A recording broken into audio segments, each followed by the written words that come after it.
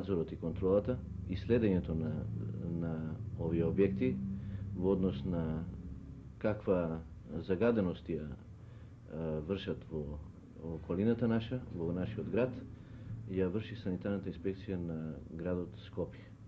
До сега ние имаме регистрирано ги имаме регистрирано сите индустријски објекти од подрачјето на градот. Освен тоа ги имаме регистрирано и сите локални загадувачи, индивидуално грејење кои што имаат, и имаме оформено картотека на сите загадувачи, со тоа што во картотеката е опфатен и направен опис на овие објекти со нивната потрошја на какво гориво и во колкава количина се троши горивото. Ги имаме задолжени сите работни организации кои што имаат објекти од ваков карактер да вршат постојани мерења преку стручните установи, да устројат евиденција на извршените мерења и оформат книги кои што ќе бидат заверени во општинскиот орган надлежен за здравство. Со тоа да се прати состојбата на подрачјето на градот. Потоа имаме преземено дадено наредба на работните организации да вршат проверка на емисиите на ложиштата. Задолжени се работните организации кои што вршат технички преглед на возилата да обавезно вршат мерења при техничкиот преглед и да неисправните моторни возила кои што имаат издувни гасови изнад дозволените граници не се пуштаат во сообраќајот.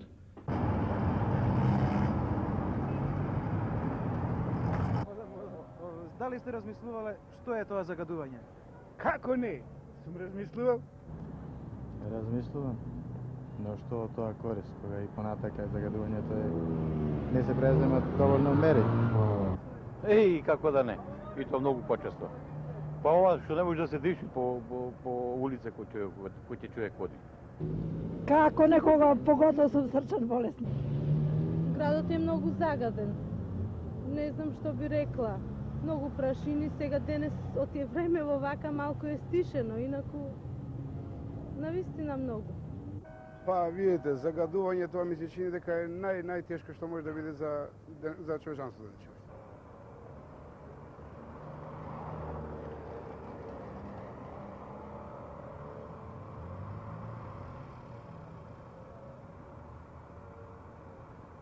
Според вас, што е тоа загадување? Па тоа е една нечиста атмосфера у ваздуху где има одреđeni проценат моноксида, други честица кои нису за ово здравје, кои се штетни за здравје, не? Да, ја мислам, она не е приклучена во топификација, инвалидски дом кој ќе зачура, тоа е ужас. Само осеќа човек некоја киселина како го печи. Најлошото за човекот. Најлошото за човекот. Па според мене е загадувањето на воздухот. Загадувањето од фабриките што произлегуваат. Тука е циментарата, железарата, Охис. И јас се сеќам као дете сум го прашал татко ми за звездите, за созвездијата. Он ми објашнявал за голема мечка, мала мечка, за млечниот пат. Кога би сега некој родител покушал да на своето дете му покаже во Скопје млечен пат навечер, би требало долго време да чека, па да начека некоја вечер, после интензивен дожд, после плюсак и ветер да ја расчисти атмосферата, па тогаш да има. Иначе во секојдневни прилики тешко да би можел да го види млечниот пат.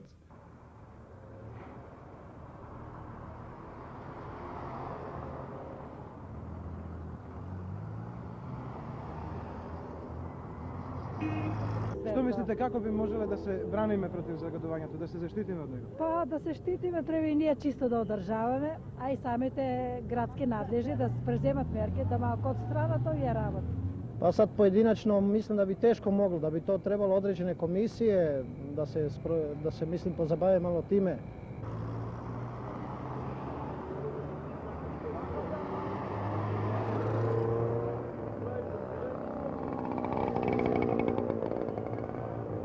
Во рамките на дејноста на Хидрометеоролошкиот завод на полето на заштита на човекот околина се вршиме и мерење на загаденоста на воздухот. Конкретно вршиме мерење на присутните сулфур диоксид и чад во воздухот. Какви се резултатите од досегашната ваша работа за Скопје? Мислите на Скопје? Да, имаме од досегашните мерења имаме одредени согледувања и показатели.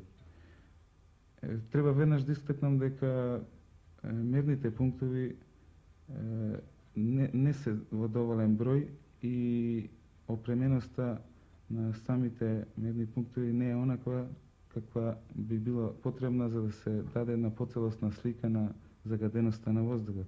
Меѓутоа, и досегашните наши резултати дават одредени сознание, имено во постудениот дел од годината, кога, а тоа се обично... Зимата. Да, со почеток некаде од месец октомври па се до месец април, кога во Скопската котлина се карактеризира со посебни метеоролошки услови, а тоа се појави на магли, потоа појава на температурна инверзија и слабо проветрување, кое во крајна линија не овозможува слободна дифузија на воздухот, се овие услови благопријатни за загаденоста на воздухот, а од друга страна во овој период од годината е присутно и грејењето од домаќинствата, комуналното грејење, така да овие фактори, метеоролошките услови и грејењето во овој период се причини, према нашите сознанија, за повисоките концентрации кои се регистрираат во овој период од годината. Како сево ова се манифестира врз здравјето на човекот, да речеме врз здравјето на скопјани? Вие прашавте конкретно за наши условија. Да. Интересно е да се каже дека поради загадување на воздухот, ако е тоа во извонредно голема количина, може да дојде до така наречена воздушна катастрофа, значи до масовно умирање на голем број луѓе. Тоа е регистрирано, например, во Лондон на повеќе пати.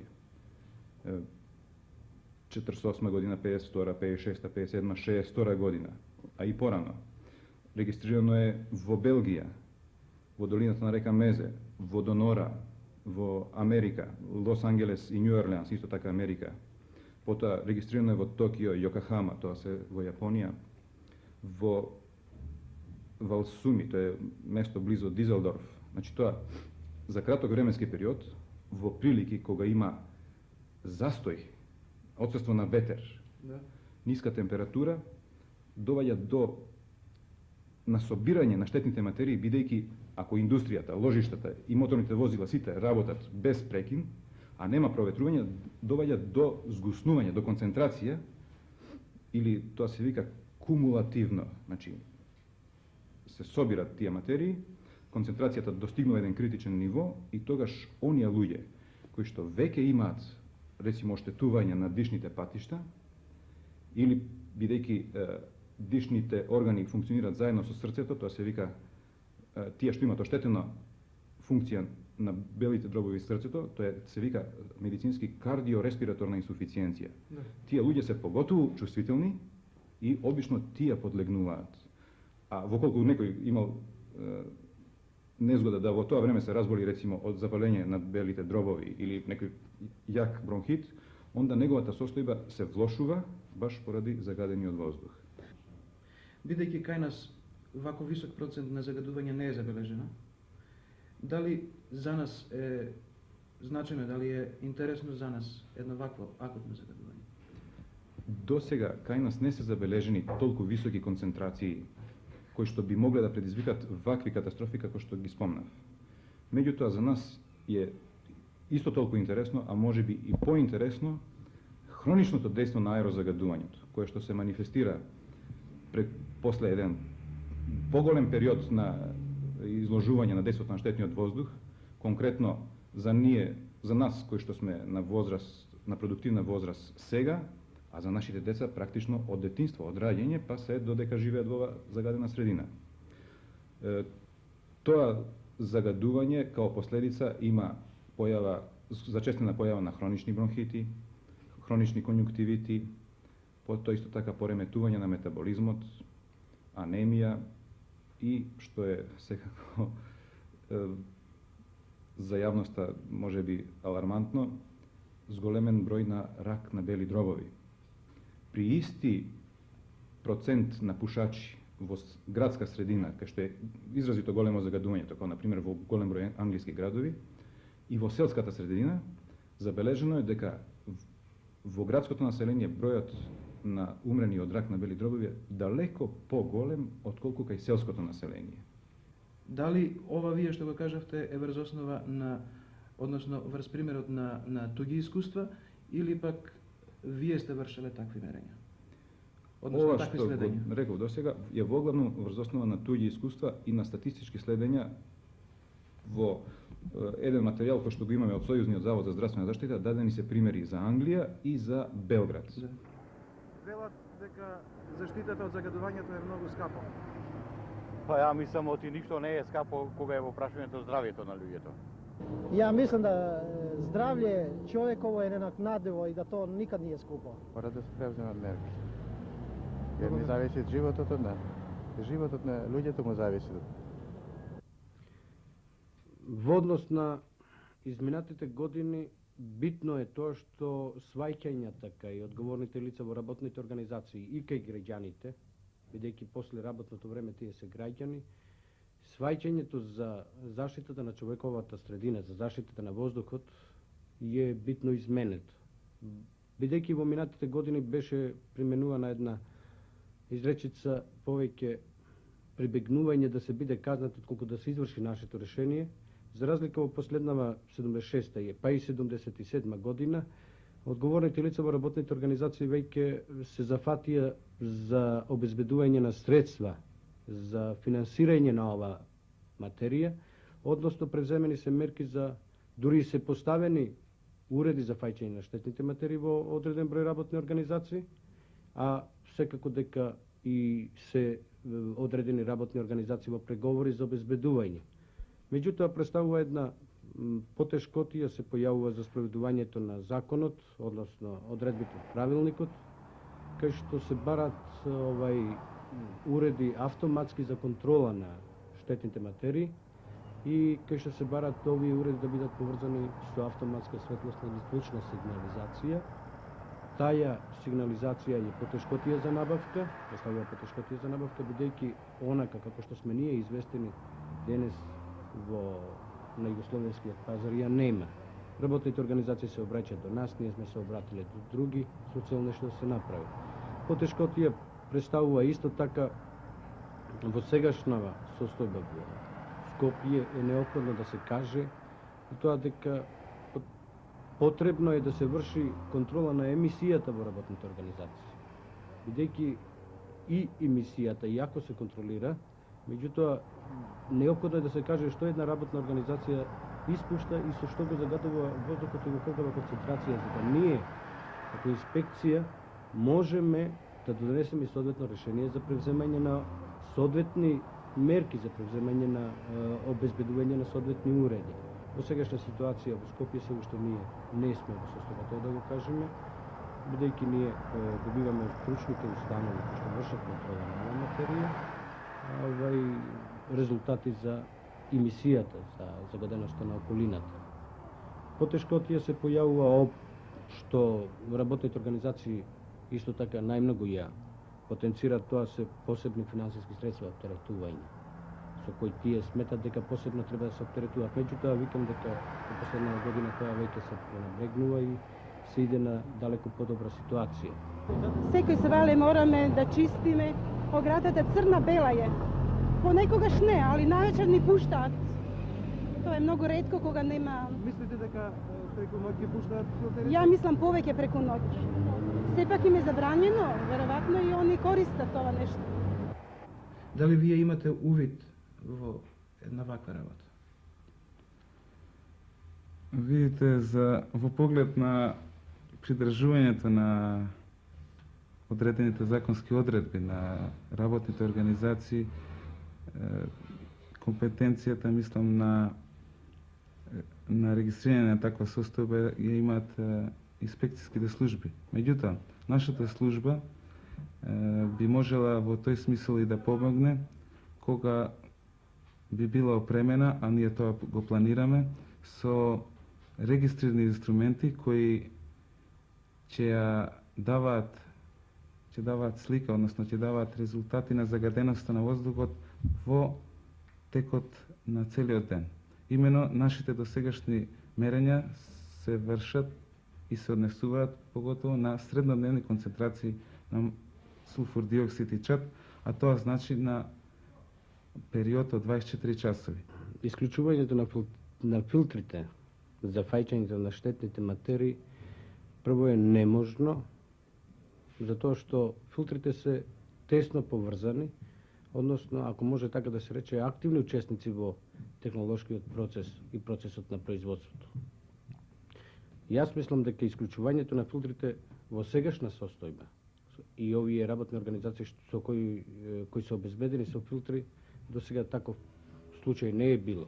Можно е исклучување на филтрите под влијание на одредени параметри, релативна влажност на материјата што ја обработува, зависност на напонот на струјата, јачината на напонот на струјата или температурата на гасовите или на прашината што треба да ја фатат. Тоа се параметри кои битно влијаат во однос на отпрашувањето. При пореметување на овие параметри доваѓа до само исклучување на филтрите. Додека исто исклучување на филтрите е можно исто така при евентуален нивни дефект, се додека не се отклони дефектот или замената на електродите во филтрите, бидејќи се работи за електрофилтри, со кои се обезбедени работните организации, исто така доведува до исклучување на филтрите.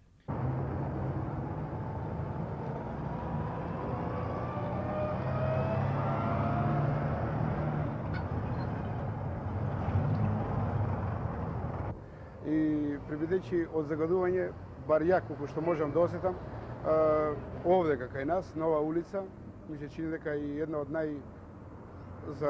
загрозена со саобраќај, премда не е многу голема улицата и со станица овдека.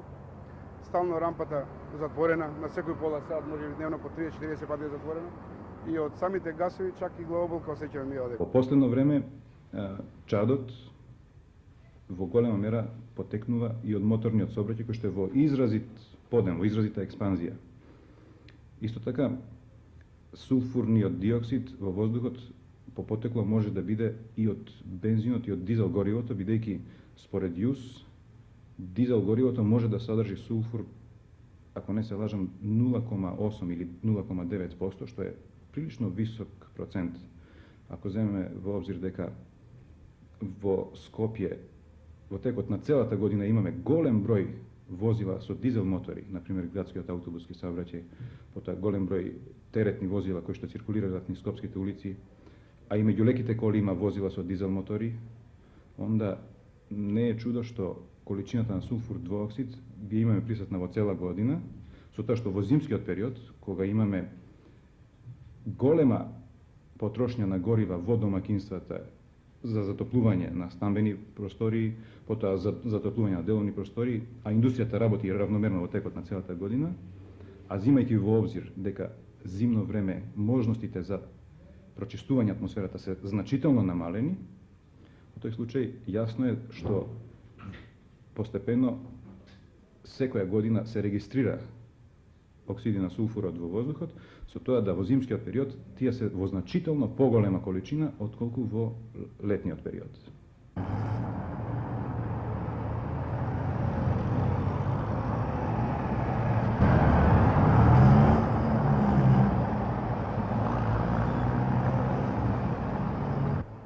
Моторните возила во целокупното загадување на воздухот учествуваат со најголем процент од сите загадувачи. Сите досегашни испитувања покажува дека 60,7% штетните материи кои ги вдишува човекот потекнуваат од работата и согорувањето на сите моторни возила. Се разбира, иако процентот е помал, не е беззначаен ни придонесот на другите загадувачи кои во емисијава беа спомнати. Гасовите и частиците кои се одделуваат од технолошкиот процес на сите фабрики, потоа се она што се одделува од сагорувањето на нафтата од домакинствата при зимското затоплување и така натаму. Тоа се причините за лошиот воздух што сите го дишиме, а во емисијава стана збор и за последиците. Сите стручњаци се согласуваат дека кога за некоја болест ќе се открие причинителот, а во овој случај болеста е загадениот воздух, многу полесно е лекувањето, неговото отстранување. Затоа и е донесен Законот за заштита на човековата околина. Во него се донесени норми, одредени се постапки на сите оние што треба да учествуваат во борбата за елиминирање на причините на загадувањето. Ако при некоја констатација, заклучок или определба, задолжително ни се наметнува мисла која треба да започне со меѓутоа или но, тоа значи дека постои некаква пречка, недостаток, некоја недореченост. Тоа меѓутоа е присутно и овде. Неговото значење е дека Хидрометеоролошкиот завод се уште не е во состојба да врши мерења кои ќе покажат во кое време се шпицевите на загадувањето во текот на 24 часа, дека нема доволно мерни пунктови според бројот и густината на населеноста, дека работните организации и сите други загадувачи немаат инструменти кои ќе покажуваат колку тие извори учествуваат во вкупното загадување, дека инспекцијските служби се во ова ги става во недоумица кога се јавува прекумерна општа загаденост и така натаму.